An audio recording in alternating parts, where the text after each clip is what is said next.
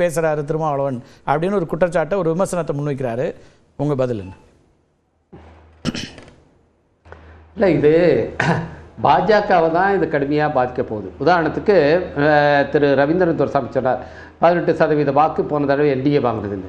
அதில் பார்த்தீங்கன்னா சவுத்துலேயோ அதே மாதிரி சென்னை அந்த 3 தொகுதியிலையும் அவங்க பார்த்தீங்கன்னா 2 தொகுதியில் செகண்ட் பிளேஸ் வந்துருந்தாங்க, ஒரு தொகுதியில் கணிசமான வாக்கு வாங்கியிருந்தாங்க. சவுத்தில் வந்து பார்த்திங்கன்னா அதிகமான வாக்குகளை வாங்கியிருந்தாங்க, சென்டரை விட வெஸ்ட்டை விட அதிகமாக வாங்கியிருந்தாங்க. அதில் தான் அவங்களுக்கு அந்த 18% வந்தது. அப்போ சவுத்தில் யார் காரணம்? டிடிவி, ஓபிஎஸ், அங்கே வந்து சரத்குமார் கேண்டிடேட் போட்டது, இது எல்லாமே அவங்க அதிகமான வாக்குகளை வாங்கினாங்க. இது வந்து ஆட் ஆச்சு. ஸோ அதனால தான் நான் ஆரம்பத்தில் சொன்னேன், டிடிவி ஓபிஎஸ்ஸை நிச்சயமாக பாஜக வெளியில் வைக்க மாட்டாங்க, அவங்க பின்னால் கொண்டு வந்துடுவாங்க. அது 26 தேர்தலில் அந்த அணியில் தான் அவங்க இருப்பாங்க. ரெண்டாவது, இப்போ அர்ஜுனமூர்த்தி அவர்கள் சொல்றது போல் விஜயோடைய வருகை வந்து விசிகா ஓட்டாக இருக்கிறாங்க. ஏன்னா அவர் திமுக எதிர்ப்பு அப்படிங்கிறது வர்றாரு. விசிகா வந்து திமுக எதிர்ப்பு ஓட்டை எடுத்துகிட்டு வரல. அப்போது அவர் எங்கே எடுக்கணும்? அவர் திமுக எதிர்ப்பு ஓட்டை தான் அவர் எடுக்கணும். அப்போ திமுக எதிர்ப்பு ஓட்டுங்கும் போது அதிமுகவில் இருந்து, பாஜகவிலிருந்து, அதே போல நாம் தமிழர், இப்படியாக திமுகவை எதிர்த்து அரசியல் பயணிக்கிட்டு இருக்கவங்களுடைய வாக்கு வங்கி தான் இன்னைக்கு பெரிய அளவில் அஃபெக்ட் ஆகும். இது சாதாரண வெளிப்படையான லாஜிக். அப்போ இவங்க தான் அதுக்கு வந்து அச்சப்படணும். ஆனால் அவங்க அச்சப்படாம இருக்கிறாங்கன்னா அதுக்கு காரணம் விஜய் அவர்கள் இண்டிபெண்டாக நிற்பதா அல்லது இந்த அணிக்குள்ளார வருவதா என்பதை விஜய் தீர்மானிக்கிற நிலையில் இல்லை. அதை தீர்மானிக்கிற நிலையில் இருப்பது பாஜக தான். பாஜக இன்றைக்கு இந்த அணிக்குள்ளார விஜய் வரணும்னு சொன்னால் விஜய் வருவார். இந்த அணிக்கு அவர் சிறுபான்மையினர் ஒப்புதல் கொடுத்துட்டீங்க. திமுகவுக்கு தான் போட்டி. அப்போ நீங்க சொன்னதை பார்த்தா அப்படிதான். அப்படி இல்ல, இந்த அணியை வந்து அவங்க தான் டிசைட் பண்றாங்க. அதனால அதுதான் எங்களுடைய கவலையா நாங்க சொல்றோம். இப்ப அதிமுக தனியா வந்து விஜயோட கூட்டணியை போகணும்னு விரும்பினா அது போக முடியாது, அதுக்கான வாய்ப்பே கிடையாது. ஏன்னா அந்த இண்டிபெண்டன்ஸ், அந்த சுதந்திரம், அந்த தலைமை பண்பு, இன்னைக்கு அதுக்கான வலிமை இன்னைக்கு அதிமுகவில் இல்லை என்பதை அவர்களே சொல்லிக் கொண்டு இருக்கிறார்கள். இன்னைக்கு விஜய வெளியில வச்சு திமுகவுக்கு வருகிற சிறுபான்மையினர் வாக்குகளை பிரிக்கிறதா அல்லது அவரை உள்ளார வச்சுட்டு அதனால எத்தனை 5% வந்தாலும் அதை ஆட் பண்ணி நம்ம வெற்றியை பார்க்கிறதா அப்படின்னு பாஜக தான் தீர்மானிக்க வேண்டும். பாஜக தீர்மானிப்பதில் தான் விஜயுடைய அரசியலே இருக்கு. ஏன்னா விஜய் இன்றைக்கு நிறுத்தப்பட்டிருப்பதே பாஜகவோட ஸ்ட்ராட்டஜி. இது நாங்கள் ஆரம்பத்திலிருந்து சொல்லிக்கிட்டு இருக்கோம். திமுகவுக்கு வருகிற சிறுபான்மையினர் வாக்குகளை பிரிப்பதற்காக விஜய் வந்து ஃப்ளோட் பண்ணப்பட்டிருக்கிறார். விஜய் அதனால தான் இன்னைக்கு பாஜக வந்தாலும் சரி, பாஜக திமுக அதிமுக கூட்டணியில் விஜய் கட்சிக்காரங்களோட கொடியை ஆட்டினாலும் சரி, அது அல்லது பாஜக காரர்கள் இன்றைக்கு அர்ஜுனமூர்த்திலேருந்து எல்லாரும் வாலண்டரியா போய் அவர் கொள்கை எதிரின்னு சொன்னாலும் அதெல்லாம் நாங்கள் பார்த்துக்க மாட்டோம், அப்படிலாம் சும்மா நாங்கள் தான் சொல்லியிருக்கோம் அப்படின்ற ஒரு கருத்து தொனிக்கிறது போல அவர் ரொம்ப ஆதரவாக அவருக்கு ஒருத்தர் வந்து சொன்னா அதையே எதிர்க்கணும்ங்கறாரு. தேர்தல் கணக்குல வரக்கூடிய எண்ணிக்கை எல்லாமே பலம் தானே. அதுதான் சொல்றேன். நீங்க இந்த தீர்மானிக்க போவது விஜய் கிடையாது. இதை நம்ம பார்க்க தான் போறோம்.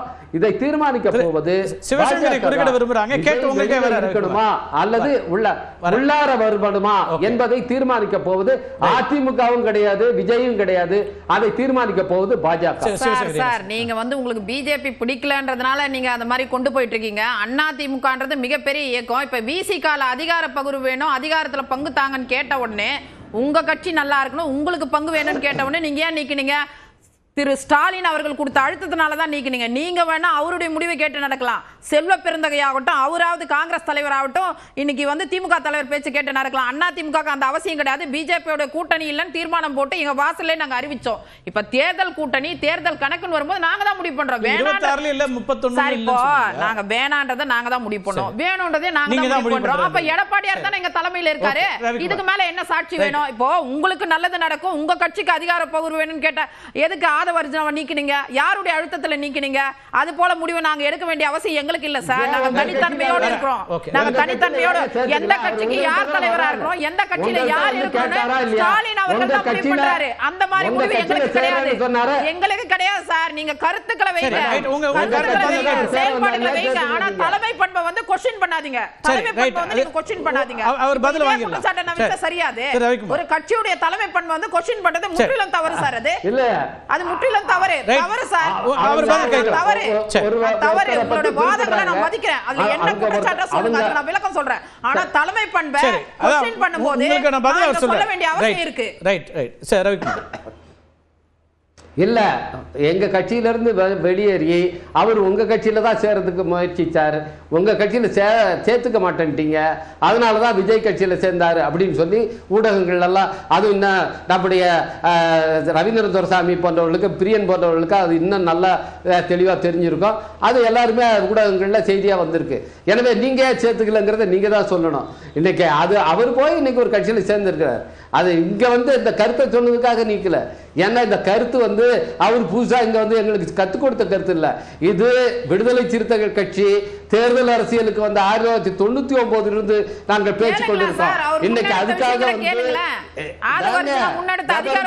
தமிழ்நாட்டில் கூட்டணி ஆட்சி ஏங்க நாங்க கேட்போங்க. எங்களுக்கு எப்போ கேட்போம், 2016 இதற்காக வந்து ஒரு கருத்தரங்கத்தை நடத்தி, அதாவது எப்ப எதை கேட்கணும்னு அந்த கட்சி தானே முடிவு பண்ணும். அதிமுக இப்ப இதை கேட்கணும்னு பிஜேபி சொல்ல முடியுமா? தலைமையை பத்தி எந்த கொஸ்டின் வைக்கல, நான் தலைமையை பத்தி வைக்கல, கருத்தியல் ரீதியா கொள்கை ரீதியா பேசுறேன். நீங்க தலைமையை பத்தி கொஸ்டின் வச்சீங்க, அதனால தான் நான் வைக்கிறேன். ரைட், வர அவங்க வந்து அவங்க தலைவருடைய தலைமைத்துவம் கேள்விக்குள்ளாக்கிறதுக்கு தான் நான் பதில் சொல்றேங்கிறாங்க. ஓகே பிரியன், அதான் ஆரம்பத்திலேயே சொன்னேன், யதார்த்தமான பாலிடிக்ஸ்ல வந்து திமுக அணி வந்து பாஜக எதிர்க்கிற ஒரு இடத்துக்கு தான் போகும் அப்படிங்கிறது என்னுடைய கருத்து. இப்போ ரவிக்குமார் சார் சொல்றதுலேயே ஒரு விஷயத்தை புரிஞ்சுக்கலாம். தமிழ்நாட்டில் வந்து பாஜக அதிமுக கூட்டணி அல்லது விஜயை இயக்கிறது யாருன்னு பார்த்தீங்கன்னா பாஜகன்னு ஒரு விஷயத்தை சொல்றார். பாஜக தான் டிசைட் பண்ணுறார். அப்போ எதிரில் இருக்கிற விஷயங்களை பாஜக டிசைட் பண்ணும்போது நேச்சுரலி திமுக அணியோட எதிரி யாருன்னு பார்க்கும்போது பாஜக தான் அங்கே ஃபிக்ஸ் ஆவாங்க. ஆக்சுவலாக அதிமுக கூட பின்னாடி தான் போகும். ஓகே, நீங்க எப்படி பாக்குறீங்க ரவீந்திரன்? இது வந்து பாஜக தான் இயக்குது அப்படிங்கிற இடத்துல இருந்து தான் திமுக அணி தொடர்ச்சியா முன்வைக்கிறாங்க. இதுவரை பாஜக சாதிக்கல தமிழ்நாட்டில்ங்கிறது தான் யதார்த்த உண்மை. அவர் சொல்றது நான் மகாராஷ்டிரா ஏத்துக்கிறேன், மற்ற பீகார்ல இப்ப வந்து முதலமைச்சரா இருக்கிறவரே முதலமைச்சர் சொல்ல மாட்டேங்கிறேன்னு சொல்றாங்க. பிஜேபி பலமா இருந்தாங்க. அவங்க இவர் நிதிஷ்குமாரோட பெரிய கட்சி பிஜேபி தான் ஆரம்பத்திலே. லாலு எதுக்காக பிஜேபி விட்டு கொடுத்து போக வேண்டியது இருந்தது. இங்க மாலிதங்கர் வஞ்சாரா இந்த காம்பினேஷன்ல மகாராஷ்டிராவில் சிவசேனாவோட பெரிய கட்சி பிஜேபி தான். சோ அந்த இடத்துக்குள்ள அவங்க அசெப்ட் பண்றாங்க. இங்க டே 1 2.7% தானே. சோ அந்த இடத்துக்குள்ள இருந்தானே வர்றாங்க. அப்ப இப்பதான் ஒரு டெஸ்டட் பார்ட்டியான பிஜேபி 10% மேல எடுத்ததுனால இவங்களை இனிமேல் நம்ம விட்டோம்னா நம்ம பல இடங்கள்ல 2வது இடத்துக்கு ஃபைட் பண்ண வேண்டியது இருக்கும். இது மக்களவை சட்டமன்றங்கள்லாம் ஆர்குமெண்ட்டுக்கு சொல்லலாம். பிராக்டிக்கலா அவங்க ஒரு அணி அமைச்சிட்டாங்கன்னா, அரித்மெட்டிக்கலி நம்மளோட பெரிய அணி அமைச்சிட்டாங்கன்னா 2வது இடத்துக்கு பல இடங்கள்ல போட்டி போட வேண்டுங்கிற அடிப்படையில தான் பாஜக வந்தாரு. அன்டெஸ்டட் நாட் ப்ரூவ்டு விஜயை விட பாஜக வந்தாரு. ஃபார் தி இன்ஃபர்மேஷன் ஆஃப் பிரியன், விஜயகாந்த் 8.2 எடுத்தாரு. அதுதான் டெஸ்டட். பிரியன் இகரனன்றா இருக்கிறார். தொடர்ந்து விஜயகாந்த் அதுக்கு முன்னாடி விஜயகாந்த் முதல் தேர்தல் வாங்கின வாக்க சொல்றாரு. விஜயகாந்த் எடுத்தாரு. அதுதான் டெஸ்டட். விஜய்க்கு நீங்க வந்து எடப்பாடி பெரிய சீட்டு இவ்வளவு பலம் இருக்குன்னு கொடுத்ததுதான். ஜானகி அம்மையாருக்கு, ஜானகி அம்மையார் சிவாஜிக்கு 50 கொடுத்த மாதிரி முடிவெடுக்கவங்க கொடுத்தது. அதை ரவீந்திரன் துரைசாமி அதை மறுத்த முடியாது. பட் என்னோட ஸ்டாண்ட் இன்னைக்கு 2024 தேர்தல் ஆணைய புள்ளிவரத்தில் பார்த்தா தாவேக்கான ஒரு கட்சி இருக்காது.